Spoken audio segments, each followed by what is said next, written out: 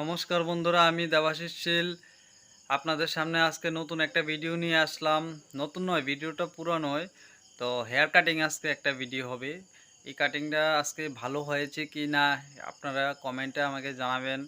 আর যারা যারা আমার চ্যানেলে নতুন এসেছেন তারা অবশ্যই সাবস্ক্রাইব করে বেল আইকনটাতে একটা লাইক করে দেবেন, যাতে নতুন নতুন ভিডিও সবার আগে আপনারা পেয়ে যান।